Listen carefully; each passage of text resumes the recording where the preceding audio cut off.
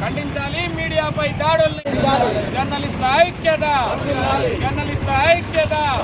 మీడియాపై జరుగుతున్న దాడులను వెంటనే, మీడియాపై జరుగుతున్న దాడులను వెంటనే జర్నలిస్టుల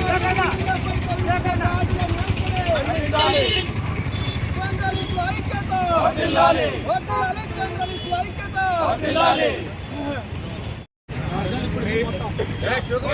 దాడులను ఖండించాలి, మీడియాపై దాడులను, జర్నలిస్టుల ఐక్యత, జర్నలిస్టుల ఐక్యత, జర్నలిస్టుల ఐక్యత.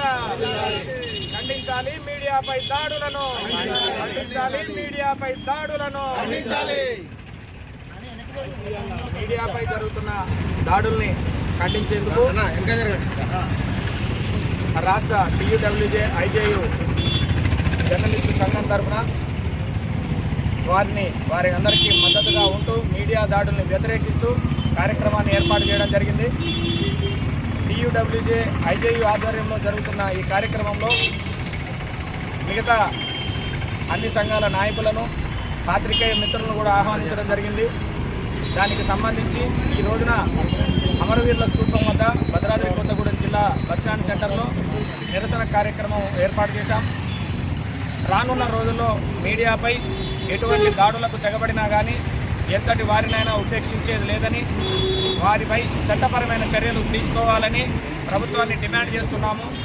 తెలంగాణ రాష్ట్రాల్లో యావత్ భారతదేశంలో కూడా జర్నలిస్టులపై జరుగుతున్న దాడులకు నిరసనగా ఈ కార్యక్రమం నిర్వహించడం జరిగింది.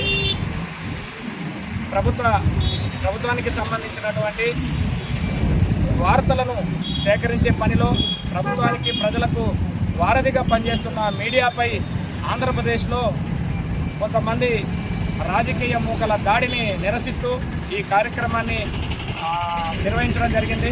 వారిపై వెంటనే చట్టపరమైన చర్యలు తీసుకొని వారిపై కేసులు నమోదు చేయాలని IJU పక్షాన డిమాండ్ చేస్తున్నాం. ఆంధ్రప్రదేశ్లో ఈనాడు, ఆంధ్రజ్యోతి కార్యాలయాలపై, తర్వాత మన జర్నలిస్టులపై జరుగుతున్న దాడిని నిరసిస్తూ మన రాష్ట్ర వ్యాప్తంగా మన TUWJ IJU ఆధ్వర్యంలో ఆందోళన కార్యక్రమాలు చేపడుతున్నాం.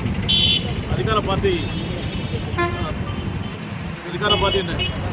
నాయకులు, వైఎస్ఆర్సీపీకి చెందిన కార్యకర్తలు ఆంధ్రప్రదేశ్లో మన జర్నలిస్టులపై, ఈనాడు, ఆంధ్రజ్యోతి రిపోర్టర్లపై కచ్చగడ్డి దాడులు దిగుతున్నారు. జర్నలిస్టులపై దాడులు చేయడం దుర్మార్గమైన చర్య. జర్నలిస్టులపై దాడులు చేయడాన్ని ప్రజాస్వామ్యవాదులంతా కూడా ఖండించాలని కోరుతున్నాం.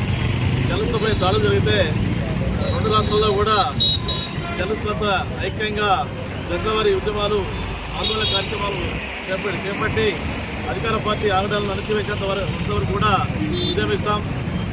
భవిష్యత్తులో జర్నలిస్టులపై దాడులు జరిగితే సహించేది లేదు. అంతా కూడా కలిసికట్టుగా దీన్ని ఎదుర్కొనేందుకు జర్నలిస్టులంతా ఐక్యంగా ముందుకు రావాలని కోరుకుంటూ అవకాశం ఇచ్చిన ధన్యవాదాలు.